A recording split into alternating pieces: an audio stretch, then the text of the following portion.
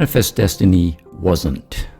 Manifest destiny is a curious doctrine from American history, one that reverberates across the generations, right up to today and our current debates about culture and politics. The United States, during the 19th century, spread relatively rapidly from the east to the west, becoming a nation from sea to shining sea. What is or was manifest destiny? Was it a destiny? Was it necessary in some less than destinarian sense? Was the overall expansion of the United States progressive, a good thing? There was lots of good things that happened and lots of terrible things that happened in the United States in the 19th century as a result of the expansion. So who deserves the credit and the blame for the particular developments along the way? Now, my view is going to be that manifest destiny wasn't. It was not necessary, and it certainly wasn't a destiny. My reason for that is metaphysical. Nothing in human history is necessary or destinarian. Human beings have choices. We can respond to similar circumstances in very different ways, and that's one of the big lessons of histories. Though, of course, we can make probabilistic judgments given the factors that are operative of the time. That does make us able to learn some lessons from history. But manifest destiny was not necessary. Even at the time, it wasn't anything close to necessary. And of course, in hindsight, we know that, at least in its strong formulations, it didn't happen. Now, my agenda here is, as always, to use history as very interesting in its own right. And certainly the rapid expansion of the United States is a fascinating episode in human history, but also to use the historical example as ammunition and illumination on contemporary events. So let's start off, though, with asking what manifest destiny is, because that's part of the controversy over it. What do we mean by it? And let me give you two initial statements about manifest destiny that are actually very, very different from each other. They come from different moral universes. So here's the first one. This is from John Quincy Adams, President of the United States, but this was from a time before he was president, a letter he wrote to his father, John Adams, in 1811. This is before the phrase manifest destiny was operative and in currency, but it captures the belief that many early Americans had about the future course and geographical spread of the early United States. So here's the quote. "The whole continent of North America appears to be destined by divine providence to be peopled by one nation, speaking one language, professing one general system of religious and political principles, and accustomed to one general tenor of social usages and customs. For the common happiness of them all, for their peace and prosperity, I believe it is indispensable that they should be associated in one federal union." Unquote. Now consider the astonishing scope, rather, of this manifest destiny claim. Now obviously it wasn't a good prediction, but it is one clear statement of manifest destiny's expectations and aspirations. All of North America, divine providence, one nation, one language, one system of political and religious beliefs, all the way down to social usages and customs, all committed to the same overarching values of peace and prosperity. All right, that's the first one, and that's a strong statement of manifest destiny. But here's an equally strong statement of manifest destiny. A little bit later, Red Cloud, the Indian chief, is in Washington, D.C., and just let me give you a little sidebar about the term Indians, and there's ongoing controversies over names, what we should call ourselves, what we should call other people. And as for the Indians and the tribes and Native Americans and so forth, my view is that there's no one good name that suits all of the various purposes that we are using, historical, contemporary, and so on. So what I'm going to do is use the term of the times as 19th century history. Indians is the widespread term. That's what is on the treaties that were signed by both parties. So it's a term that was agreed to by the Indians themselves, all of the many tribes themselves, and of course by the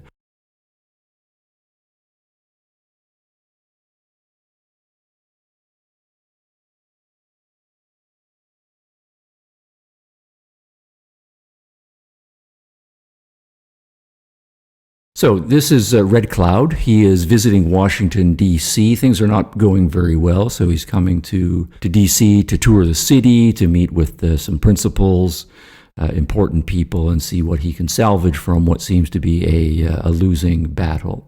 And on the tour, he sees the centers of power. He sees the vigor and the wealth of the city. He is shown the schematics and the quantities of the various new weaponry that's being developed. And he realizes, he's a very intelligent man, that there's no way the Indians can prevail. They're going to lose, they're going to retreat, they're going to lose again. So he wants to try to salvage something. To put it in our contemporary language, what he then resorts to is playing the victim card.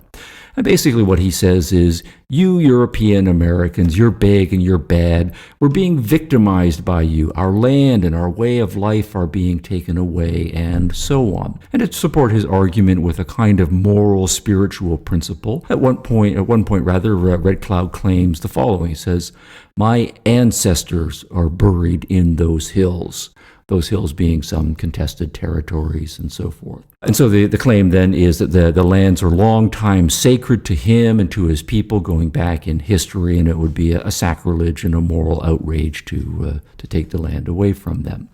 And that maybe that kind of a moral appeal will appeal to the sensibilities of the Americans and help stop the spread of the United States. And one of the U.S. officers in conversation with Red Cloud basically just very bluntly says that's nonsense. And what he actually said was, quote, horseshit. You were born in Nebraska, reared in Minnesota, and you took the Crow land from them because you could. And we're going to take your land because we can, unquote. Now, that's also a statement of destiny, and a kind of manifest destiny that was operative, but it's not any sort of divine, godly providence or Hegelian necessity that he's talking about. What the U.S. Army officer is claiming is about the way the world works is this. You're bad guys throughout your history, and you still basically are. But we're also bad guys. We just happen to have the bigger guns.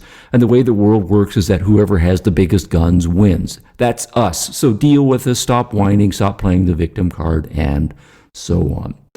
Now, both of those are part of the legacy of manifest destiny. One of them is a quasi-religious moral imperative that the U.S. has almost perhaps a world historical duty to show the world the way to a better world. And the other is an amoral, rather, power politics imposition.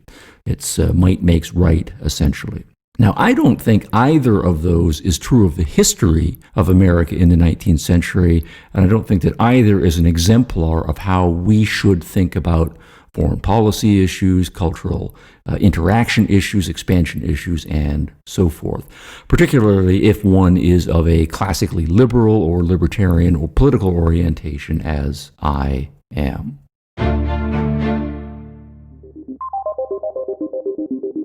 We all know what true crime is, but what about untrue crime? The true stories of innocent people whose lives have been ripped apart and who have not been allowed to tell their stories until now. Listen to Untrue Crime on the Possibly Correct Network as Diana Davison sheds light onto cases where reputations have been ruined, careers have been destroyed, and countless lies have been told. Find out what really happens when the finger of blame points to someone who's innocent. Subscribe to the Untrue Crime Podcast by going to www.untruecrimepodcast.com and follow the show on Facebook, Minds.com and Gab for all the latest news and releases. You can check out all of our podcasts by following Possibly Correct on Minds.com.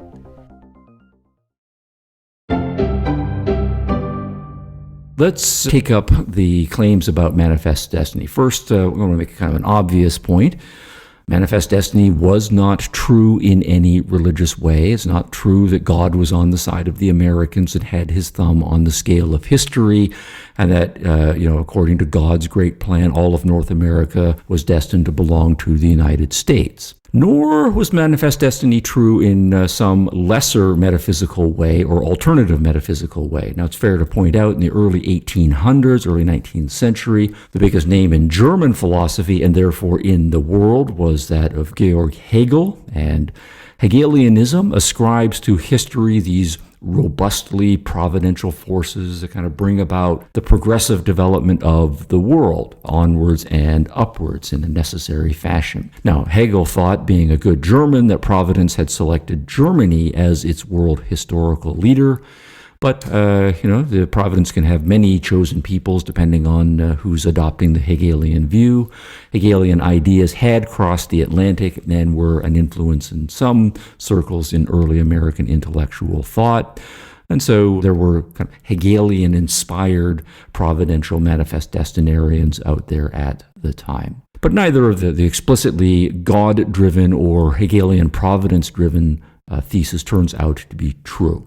So what if we then turn to a purely secular understanding of the times and then try to push for maybe a more watered-down version of manifest destiny and say that something like, given all of the factors, the naturalistic and secular factors that were operative in the 19th century, all of the contending cultures, the material resources available, political factors, and so on, it was going to happen. And it was going to happen independently of any push or pull from the gods or providence. So we try to identify the various operative factors that were going on in the 19th century and say, do they imply, and maybe we can make a case for saying that they imply that yes, absolutely, or something closer to absolutely, the U.S. was somewhat destined to become a transcontinental nation. So one thing we can say is, obviously, there's a huge amount of immigration to the east coast of the United States, some to the west coast, but a lot coming from Europe, largely, and a large population rise. The east was increasing its population, and the west was largely vacant. So then we can try out some metaphors that we draw from physics about pressure politics, nature abhors a vacuum, and so forth. But then we say, okay, while the West was largely vacant or relatively underpopulated, expansion to the north might have been a possibility for the early Americans, but the British were pretty strong in the north, in what was then British Canada, or British North America, and there was obviously different political factors operative there. Maybe expansion to the south is a possibility, but to the south we've got the Spanish and the Mexicans, and again, maybe it's not as feasible there. The west, by contrast, is much more empty, and so as the immigration pressure builds, as the population pressure builds, that's where the population pressure necessarily is going to expend itself. All right, so that's one factor. Now, another factor could be, do we say, well, American politicians are kind of like politicians everywhere. They're ambitious, they want more power, they want more glory, and one way that politicians exert their ambitions is by territorial expansion. And so if there's more territory out there and it seems to be available for the taking, if I can be the politician who leads the push, makes it happen, more glory for me, my name will redound through the ages. So that certainly could be an operative political factor. Less glory-seeking, we could say that the U.S. government in the early 19th century realizes that there are various political self-defense factors, and that would need them to be staking claims and taking over the West in order to preempt the British, the Spanish, the Mexicans, the French, who were still a force, even though the Louisiana Purchase was a done deal. So the reasoning could be, if we aren't operative in the West, if we don't make the West American, then the British will, or the Spanish will, or the Mexicans will, or Napoleon might change his mind, or the post-Napoleon French might say that they're going to make a move on the West. And so we can make a connection here of manifest destiny to the 1823 Monroe Doctrine, with President Monroe's warning to the European powers that they should basically stay out of North America, or to the extent that they're already in North America, not engage in any expansion. So it could be a straightforward preemptive mood.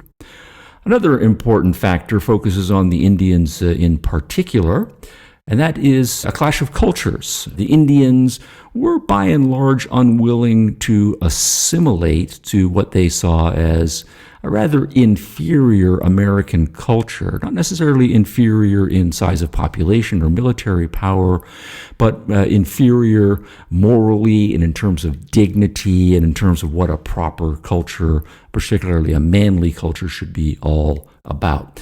And it's important to remember that the Indians were essentially a warrior and honor culture.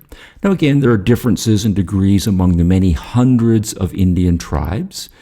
Just as there are significant cultural differences between the Europeans, the Spanish and the French and the British, they all have significant differences in their culture and in their practices in North America. So it's also true to say that the Mohawks and the Sioux and the Apache do too. And so we do need to get rather granular quickly when we're talking about Indian culture. But overall, warrior cultures do buy into similar honor culture themes. And from the Indians' perspective, the idea that they could work out mutually beneficial deals with people that they looked down upon. Look, those people, those Europeans who are coming in, they're mostly farmers. And what does a farmer look like to you if you are a proud warrior and a hunter? You might on the surface pretend to give them some credence, but inside you're saying, those are not real men. And they want us to assimilate that. They want us to give up our weapons. They want us to give up our hunting. They want us to go stand behind a mule and smell the mule shit all day and trudge through the mud planting. No real man is going to give up his dignity for that. They also want us to change our attitudes towards women. Half of them also seem to be anti-slavery. And it's also important to remember that the Indians had no problems, the great majority of them, with slavery as a practice. So in the 19th century, there was a clash of cultures. It was not only a clash of military cultures. It was not also only a clash of technology cultures. It was also a clash of moral cultures. And none of that, right, accepting or not that farming is an honorable profession, accepting and believing that slavery is wrong or that women should be more free and equal and so on, none of that has anything to do with manifest destiny and saying anything necessarily about how things are going to go. Instead, what we can predict is, to the extent that we have a farming and trading culture, as the Europeans, for the most part, were interested in being, coming into contact with a hunting and warrior culture, we can predict that there's very likely going to be clashes. We can also point out that the Indians had an unwillingness to cooperate among themselves, the many dozens and hundreds of tribes, depending on what regions one was in, due to their own history, right? And histories of rivalries among the many tribes, many animosities stretching past many generations, many of hatreds that carrying on and were animating how they were interacting with each other, desires for revenge, and so on. So another important factor is that it was difficult at best and impossible often for the tribes to form any sort of a united front, right, in order to face up to the threat, as many of them saw it from the European Americans. And of course, there's the factor of disease. There's the factor of the sadly increasing rates of alcoholism among the Indians. There's a significant amount of intermarriage among some Indian tribes and so forth. And so all of these factors could feed into some sort of judgment that, of course, the spread of the United States to the west is pretty strongly probabilistic. But the point is going to be that none of those necessitated the spread of the United States over North America. We might say that, the expansion to the west was desirable at the time for the majority of the people then living in North America. We might make the argument that it was ultimately civilizational, and I would make that argument, but on another date. But note how the Indians really were a special case here, how the Americans dealt with the Indians, if we take them collectively, was quite significantly different from how they dealt with the British, how they dealt with the Spanish, the Mexicans, and the French. The relationships were customized to each party, reflecting different cultural traditions, different political traditions, and of course the relative strengths of the parties at each point. If you notice the dealings of the Americans with the various other nations and parties in the 19th century, there were some wars here and there, of course, but there was a lot of trade. There was a lot of negotiations. There were quite a few treaties. There were outright purchases of property. War was by and large, a last resort. There was, of course, the initial War of Independence against the British. There was the Louisiana Purchase, right, from the French. There was another war of 1812 against the British again, but then there was a peaceful settling with the British of the line dividing the Oregon Territory. There was an outright purchase of Alaska from the Russians and so on. So the track record of the Americas in the United States is exhibiting a lot of different ways of dealing with different cultures and political organizations. It's not simply strong overpowering the weak. And none of those were inevitable either. There were always decisions at each point, and there were options that were available. It was not in any way inevitable that Napoleon would sell the Louisiana Territory to the Americans in the early 1800s.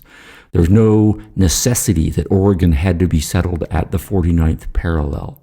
Or in the case of the Indians again, the Treaty of 1868 that was broken, it didn't have to be broken. It could have been respected or rejected by the U.S. government even after the gold was discovered in the Black Hills. At that point, the U.S. politicians could have decided to enforce the borders. They could have said to the gold rushers, look, we have a treaty. We're not going to protect you if you go further. It was a decision by the U.S. politicians to set aside the treaty and go forward. But there are probabilities that are operative in history of cooperation and clash, and it's often pretty easy to predict when eight nations are very asymmetrical in their moral cultures and in their technology, and of course in the size of their populations. If one or both of them is expansive, there will be clashes.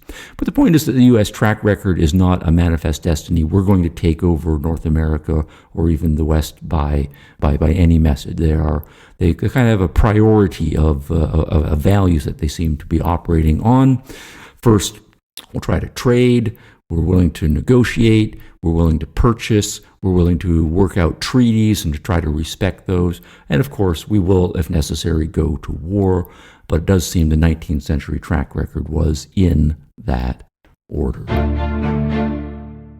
The king of spontaneity, former host of Open Mic with Mike Bullard, and the former host on New Talk 1010, legendary comedian Mike Bullard is back with his new podcast, You Too, with Mike Bullard on the Possibly Correct Network.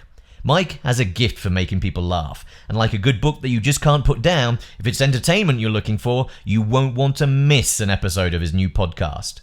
Listen as Mike shares his unique perspective on life, tackling real issues and interviewing an incredible lineup of guests with unpredictable and often hilarious results. Subscribe to the U2 podcast today by going to www.u2mikebullard.com. And for the latest from Mike, make sure to follow the show on Facebook, Instagram, Twitter, Minds.com, and Gab. You can check out all of our podcasts by following Possibly Correct on Minds.com. Now back to the show. I want to make a few points about the relevance of manifest destiny for today. And part of this, of course, does, particularly in the case of the Indians, since we have huge discussions mostly about the Indians there, we don't have significant debates over the Americans in relation to the British, Americans in relation to the Spanish, the Mexicans, the French, and so on. But the Indian issue is certainly an ongoing one.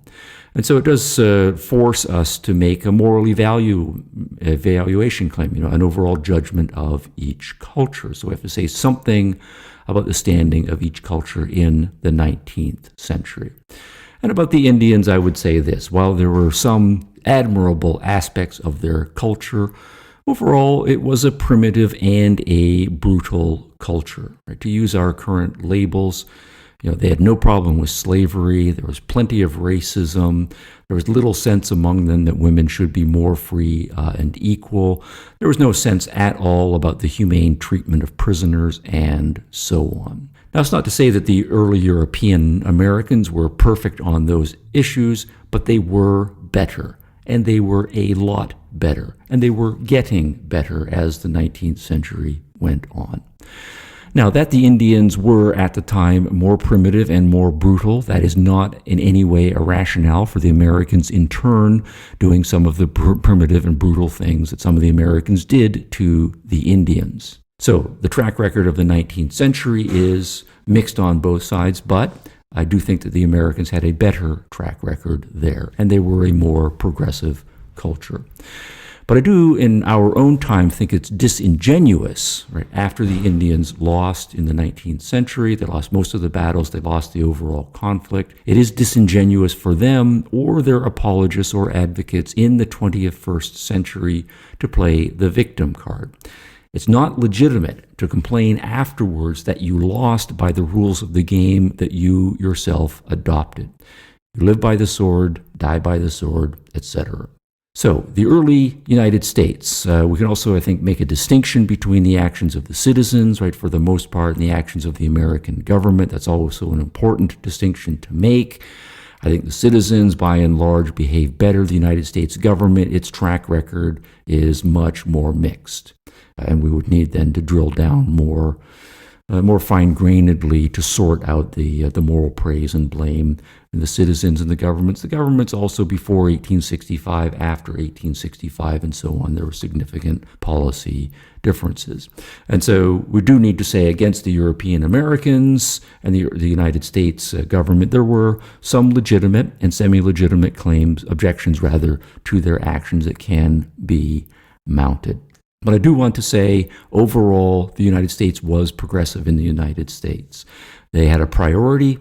They came to be productive. They wanted to farm. They wanted to extract mineral and other resources. They wanted to trade. They were willing to engage in treaties when necessary. War happened, but it was typically a last resort. It was never quick to war, and that is the sign of a progressive culture. The healthy priorities are be productive, trade with people, can't work out relations with them, have a treaty, and just go your separate ways.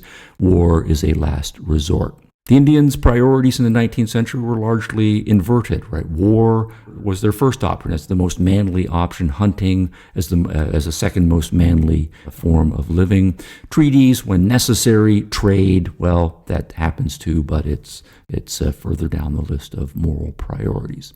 And when you have two cultures interacting like that, I think that is going to set you up most likely for lots of nasty clashes. But the implication for today is to reject entirely the tactic of the various oppression studies activists who will use sympathy for the natives as losers, as a kind of a political tactic in the current culture wars. And of course, the tactics could try to induce some guilt, to use it to position for various social political standing, push for reparations in the form of extra rights for favored groups or outright cash handouts and so forth. Now, all of that I think is illegitimate, but I am setting aside for another discussion. There are, of course, legitimate legal claims for treaty violations in the 19th century.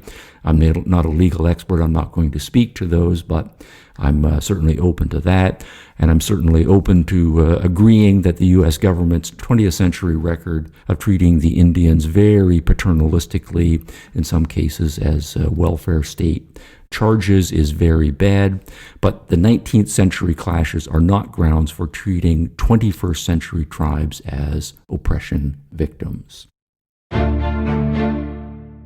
In Stephen Hicks's book, Explaining Postmodernism, Skepticism and Socialism from Rousseau to Foucault, he writes an incredibly crafted and well-argued insight into what postmodernism is, why it exists, and why it is dangerous applied in the wrong dose, in the wrong place, as it frequently is in this day and age.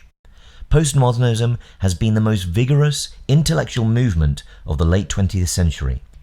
In his book, Hicks traces the roots of postmodernism all the way back to the Enlightenment era, where he systematically charts how the Age of Reason sowed the seeds of unreason that was to follow, making a clear connection between postmodernism to history, leftist politics, and even the ugliness of contemporary art.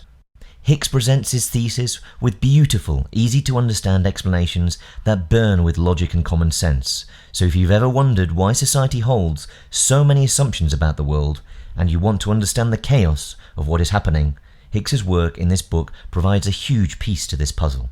Why do skeptical and relativistic arguments have such power in the contemporary intellectual world? Why do they have that power in the humanities but not in the sciences?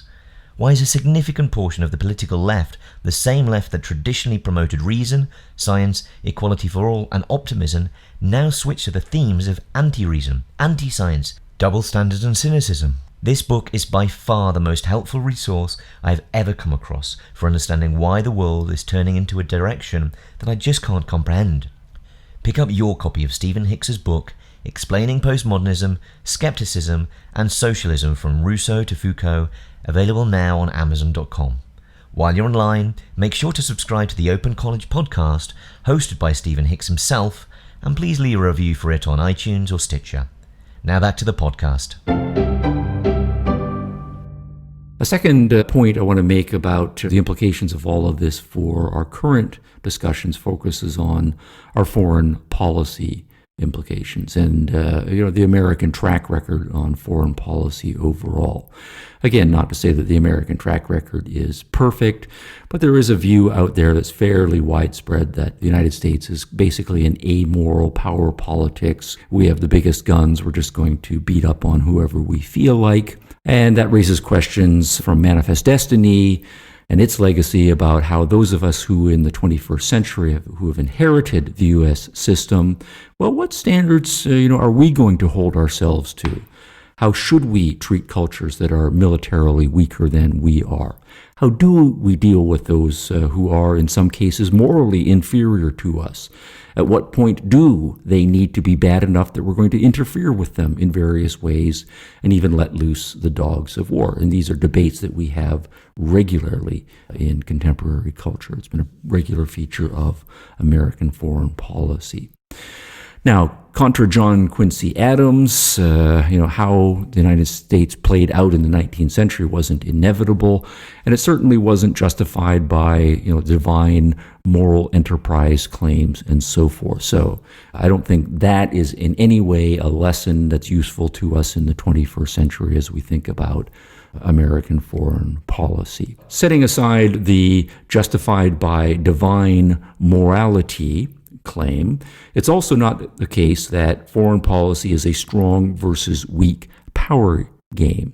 And that's contrary to the claim of that U.S. armisticer who called out Red Cloud and called his my ancestors are buried in those hills claim horse shit.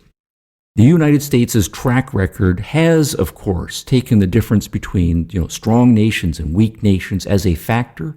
But I think history shows that overall the more important factor to Americans has been the difference between good and bad nations. That is to say, the United States has, imperfectly, generally striven to use its strength in moral directions. And here, I think if you compare the ratios of how the United States has interacted with other cultures, how much has it interacted by means of trade, by means of treaty, by means of war with, say, the Spanish in North America, the Mexicans, the French, the Indians, and the British? You can correlate the foreign policy dealings there with the relative degree of morality of the parties at various times that are involved. And I think the nations that were in North America, mostly to be productive and trade, those relationships were mostly peaceful and prosperous. To the extent that those other cultures were here to engage in conquest and wealth extraction, then the record of their interactions with the Americans was more fraught with tension and violence. And that, I think, has been part of the ongoing track record of the United States' foreign policy. So just consider three very much contemporary examples. Think of the United States in relationship to its three nearest neighbors, Canada, Mexico, and Cuba.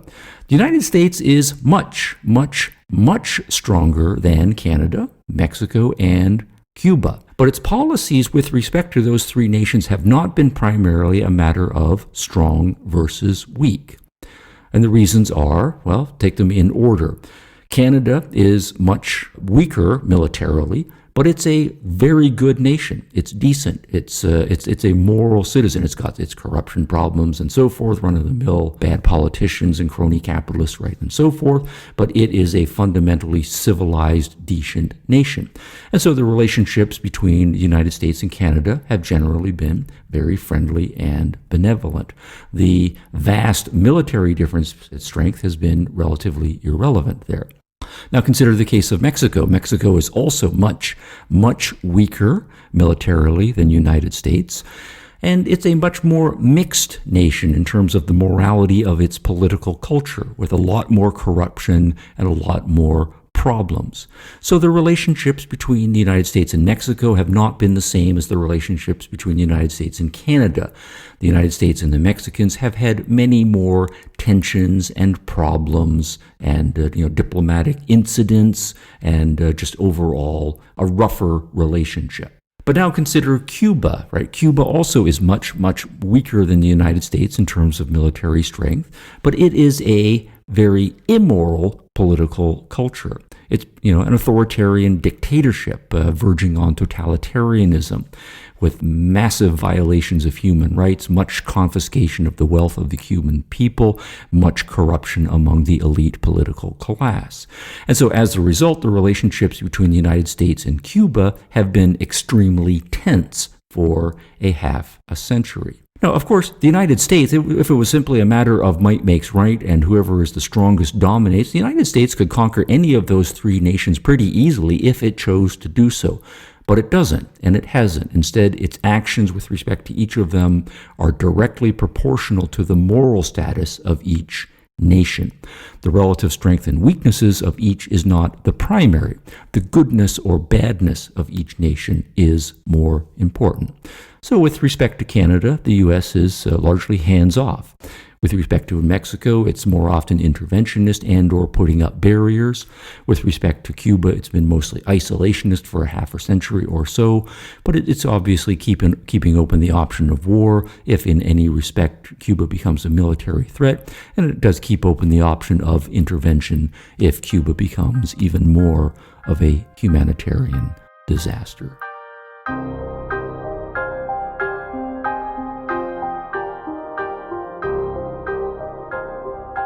The host of the Open College podcast, Dr. Stephen Hicks, is a renowned philosopher and author.